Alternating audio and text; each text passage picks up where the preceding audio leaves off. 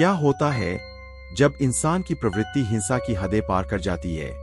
आज हम जानेंगे इन ए वायलेंट नेचर की कहानी, जहां हर कदम पर मौत का साया मंडरा रहा है। इस वीडियो को अंत तक देखें, क्योंकि ये कहानी आपकी सोच को हिला कर रख देगी। तो इस कहानी के शुरू में हमें एक जंगल दिखाया जाता है।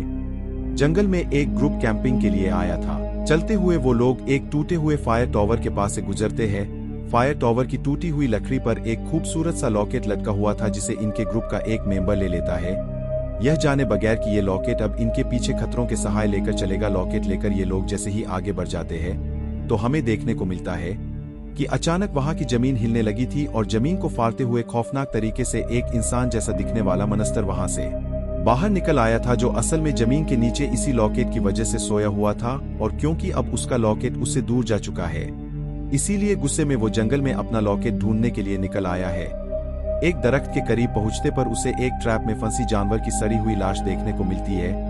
दरख्त पर एक कैमरा भी लगा था, जिसे देखकर यह मनस्तर जान गया कि जरूर यहाँ करीब कोई रहता होगा। इसी सेकंड उसे कॉर का हॉर्न सुनाई देता है, जो दो घरों के पास से आ रहा था। इस जगह पर दो आदमी आपस में बहस कर रहे थे, जिनमें से एक फॉरेस्ट ऑफिसर था और दूसरा यहाँ रहने वाला आदमी। फॉरेस्ट ऑफिसर दूसरे आदमी पर भड़क रहा था कि जंगल में कम ट्रैप लगाया करो, तुम्हारे चक्कर में अगर कोई टूरिस्ट यहाँ फंस गया ना तो मसला बन जाएगा। इसी दौरान वो मोस्ट नुमा इंसान कंटिन्यूसली उनकी तरफ बढ़ता रहा, जिससे अनजान ये लोग बहस करते रहे। जिसके बाद फॉरेस्ट ऑफिसर वहां से चला गया और दूसरा आदमी अपने घर से गन लेते हुए वो भी घर से बाहर निकल आया। उसके जाने के बाद मनस्तर उसके घर में आख्या घर में एंटर होते ही उसकी नजर एक लॉकेट पर पड़ जाती है।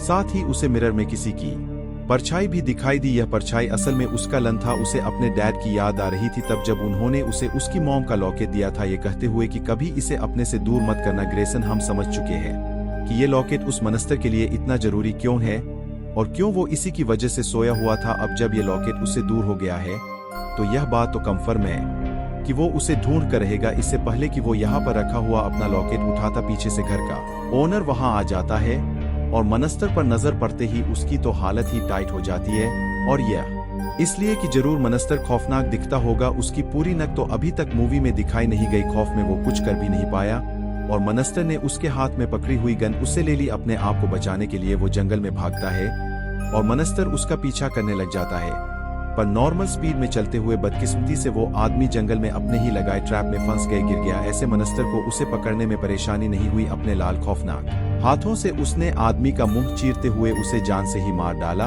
और फिर वापस उसके घर आकर खून से भरे हुए हाथों से जब वो लॉकेट उठाया तो उसे मालूम हुआ कि ये लॉकेट तो उसका है ही नहीं, उसने बेवजह ही एक मासूम आदमी को मार डाला था। अब अपने लॉकेट को ढूंढने के लिए यह मनस्तर दोबारा जंगल में निकल आया, जहां से गुजरते हुए हम जंगल में उस आदमी की लाश को भी देख पाते हैं, जिसके जिस्म के कई टुकड़े करके मनस्तर ने जगह फेंक दिए थे। अब चलते हुए वह जंगल से बाहर निकला तो उसे रोड साइड पे उन्हें फ्रेंड्स का ग्रुप नजर आ गया, जिसे हमने मूवी के शुरू में भी देखा है। ये लोग आपस में ही मजे कर रहे थे, इस चीज से अनजान की कोई उनके ऊपर नजर रखे हुए है।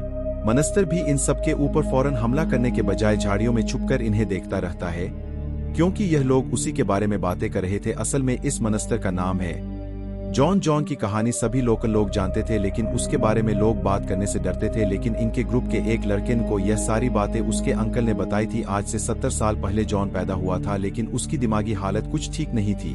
वक्त के साथ वो बड़ा तो होता रहा, लेकिन उसका दिमाग सिर्फ एक 5 साल के बच्चे जितना रहा। जॉन के डैड को यहाँ लोकल लोग पसंद नहीं कहते थे। ऐसे में जिसको भी जॉन के डेड के ऊपर गुस्सा आता वो उसका बदला जॉन से लेते, क्योंकि जॉन बदले में कुछ कह या कह नहीं सकता था। जॉन को टॉय कार से खेलने का बहुत शौक था, वो हमेशा उसी से खेलता रहता था। और एक दिन जब वो उससे खेल रहा तो गलती से वहां गुजरते हुए आदमी का पाव उसके ऊपर आने पर वह आदमी गिर जाता है और उसका पाव टूट जाता है।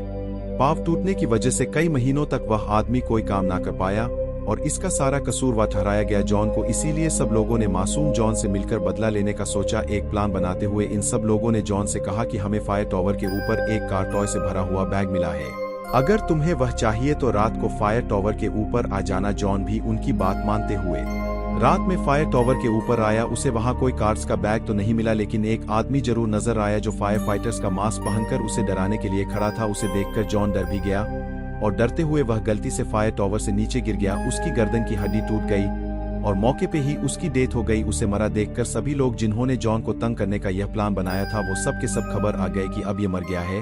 अब ये लोग क्या करें? ये लोग जेल भी जा सकते हैं। तब अपने आप को बचाने के लिए ये लोग को ही फायर फाइटर का मास्क पहना देते हैं और गांव में ऐसी खबर फैला देते हैं कि जॉन तो शायद खुद ही फायर डोवर के अंदर खेल रहा होगा और खेलते खेलते गिर गया और उसकी मौत हो गई। इसमें किसी का कसूर नहीं। गांव के सभी लोगों ने तो उनकी इस कहानी पे यकीन कर लिया, लेकिन जॉन के डैड को पता था कि जरूर कुछ गड़बड़ी है। जो लड़के ये कहानी पूरे गांव में फैला रही है, जरूर जॉन की मौत के पीछे उन्हीं का हाथ है। जॉन के डैड जब अपने बेटे की मौत की सच्चाई उन लोगों से पूछने के लिए गए तो वहां उनके दरमियान में बहुत बुरी लड़ाई हो गई। उस पूरे ग्रुप ने मिलकर जॉन के डैड को इतना मारा कि उनकी भी मौत हो गई। यह सारा मामला जब पुलिस के पास गया तो पुलिस ने भी इस मामले के ऊपर मट्टी डाल दी और आहिस्ता आहिस्ता गांव वाले भी इस मामले को भूल गए। लेकिन जॉन नहीं भूला। अपने डैड की मौत के ठीक एक हफ्ते बाद जॉन पहली मर्तबा जिंदा हुआ जमीन से निकलकर उसने इस गांव के हर उस आदमी को पकड़ के मार डाला जो उसके और उसके डैड के साथ बुरा किया करते थे। जॉन की पिलाई हुई इस तबाही को रोकना मुश्किल था। ऐसे में किसी को जॉन की दुखती रग पता चली जो कि था उसकी मॉम का लॉकेट, जो उसे देकर जॉन को दोबारा जमीन के नीचे सुला दिया गया। लेकिन फिर काफी सालों बाद उस लॉकेट के दूर होने पे जॉन दोबारा जिंदा हुआ। उसने तब भी बहुत तबाही पिलाई और तब दोबारा किसी ने वो लॉकेट ढूंढकर जॉन को दोबारा सुला दिया और अब एक और तीसरी मर्तबा उस लॉकेट को जॉन से दूर कर दिया गया था, जिस लॉकेट को ढूंढने के लिए जॉन अब खुद आगे बढ़ा था। अब क्योंकि जॉन अनडेड है इसीलिए उसे मारा तो जा नहीं सकता, लेकिन हाँ, उससे छुटकारा पाने का सिर्फ यही रास्ता है कि उसे लॉकेट देकर सुना दिया जाए। जॉन की कहानी खत्म होने के बाद ये पूरा ग्रुप मिलकर सेल्फी लेता है।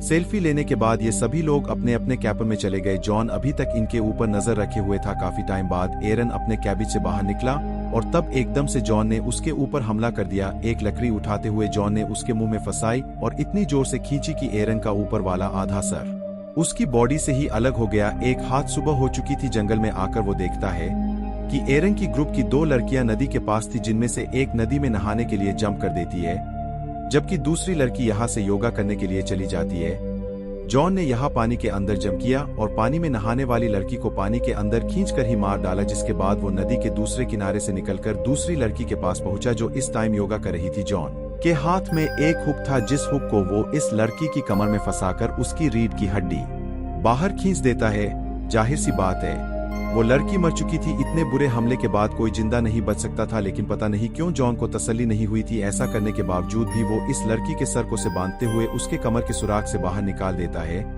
यानी उसने बॉडी का हुलिया ही बिगाड़ दिया। उसकी बॉडी एक राउंड बॉल की तरह बन चुकी थी, जिसे वो क्लिफ से नीचे फेंककर आगे बढ़ जाता है।